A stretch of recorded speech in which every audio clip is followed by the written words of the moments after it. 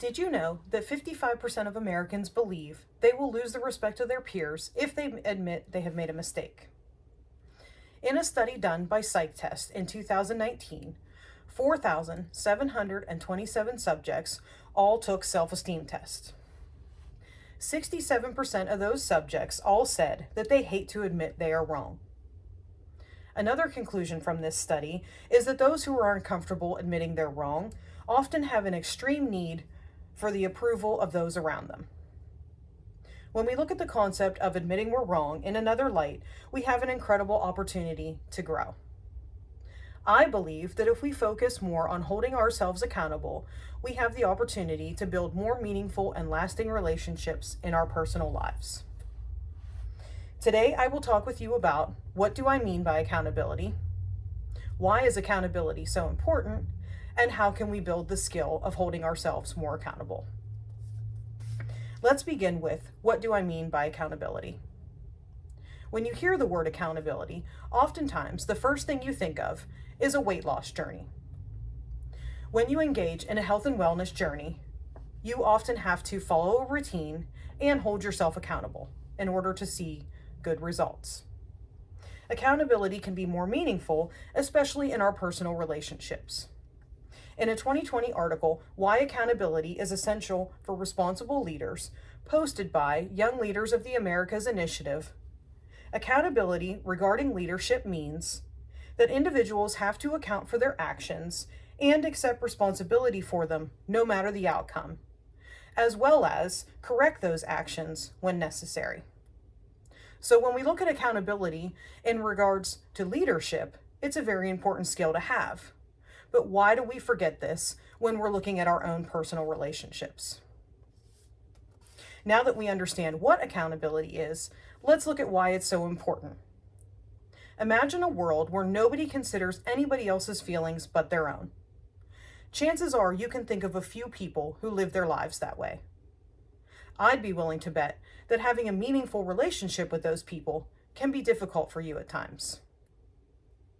A great example of somebody refusing to hold themselves accountable is the classic early morning commute to work. You're in a hurry, but you're being cautious. When all of a sudden, a man in a little red sports car cuts you off in traffic. You immediately grab your brakes, and you do look a little bit annoyed, but rightfully so. You then notice that that man raises his hands in anger and even has a few choice words for you. This can be very confusing and frustrating because you know that you were not the aggressor in the situation and that you've done no wrong. Now, imagine being that guy who constantly has people annoyed and frustrated with his actions. For most of us, that's a feeling that we try to avoid. The idea of cutting somebody off in traffic would immediately bring self-shame upon us.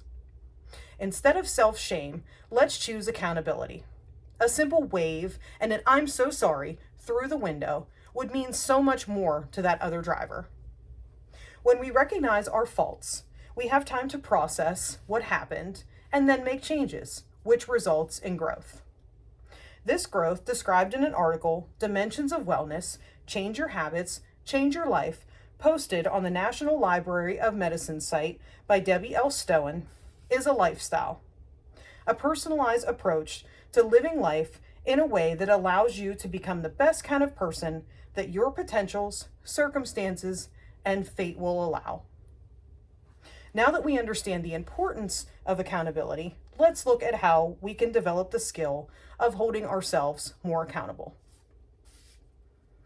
Today, I would like to focus on 3 actions we can easily implement into our everyday lives. As outlined in a blog post on hopewellness.com, 4 ways to practice accountability in your relationships, humans will naturally make mistakes. This brings us to our first action. Embrace mistakes. Get comfortable with making mistakes, and remember that it is a learning opportunity. So rather than striving for perfection, you can look at a mistake as an opportunity to learn and grow. The second action we can take is to prioritize honesty. When you own up to a mistake, you want to make sure that you're doing so without deflecting blame and without changing any part of the story. The classic way to do this is to look at your apologies. When you're apologizing to somebody, you never want to include one word, and that is but. When you start out a genuine apology with, "I'm so sorry," and you move quickly into "but," you immediately make that apology less genuine.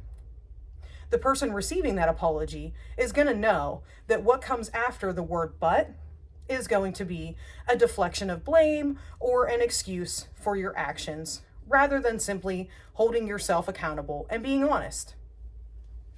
This can be difficult, especially when we're ashamed of our actions, but remember that this is necessary to build trust. The third action we can take is to pause before we react. Taking time to process what has happened gives your brain time to form a rational response rather than an emotional response. If you think back to situations where you have been faced with an emotional response from somebody else, I'd be willing to guess that that emotional response didn't feel very well on your end. It's not a very enjoyable experience. So keep that in mind whenever you're responding to other people. Take that time before you react. To summarize, today we discussed what is accountability, why is accountability so important, and how do we develop the skill of holding ourselves more accountable.